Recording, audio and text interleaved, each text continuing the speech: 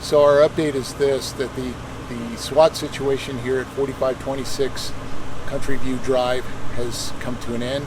We have lifted the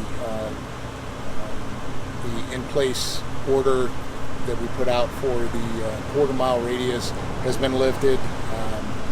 The scene here has still been secured. The home has obviously been secured. We have opened up 4500 South. And to bring you up to date with what's going on at the home, SWAT officers did enter the home approximately 11:45 and found the subject deceased. The information has all been turned over to the Weber County Attorney's Office, and the shooting protocol investigation takes over from here. So this incident did start about 7 p.m. last night when officers responded to the hospital and spoke with the victims.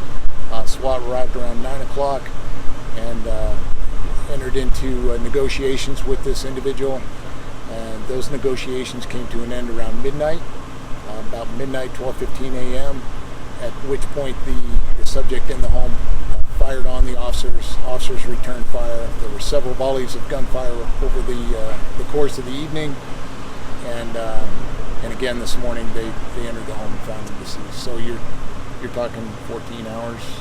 Just to clarify, he did shoot at officers first? Yes. And then do you know what weapon he was using? I don't. So there were a number of different agencies here.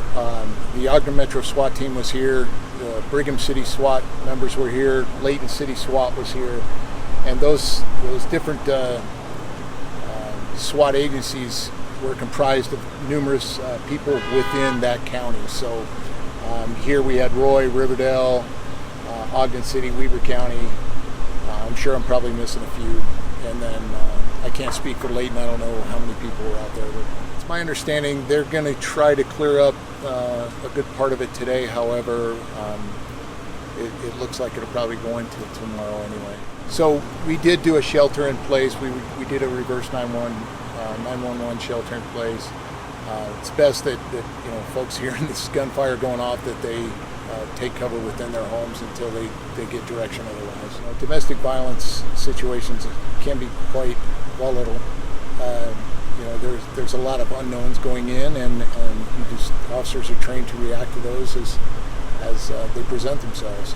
Not everyone is the same, and things end differently. There were some family members that went to a hospital, and they had sustained some injuries and reported that to the police. It reached the felony level, which led us here. I think when we get to this stage, people are understanding. I've spoke to a few of the neighbors here, and they said, of course, nothing ever happens like this in their neighborhood. It's very quiet over here. Can we get you some food? Can we get you some water? Some of the neighbors have been very receptive and helped us out in that respect. When the officers come up here, when the CSI folks show up, everyone writes reports. We all work together. We've worked well together for many years, and they have some experts that dig into this and make sure that nothing does fall through the cracks, and that we cross every T and dot every I. Thank you very much, Sergeant. All right, thanks, guys.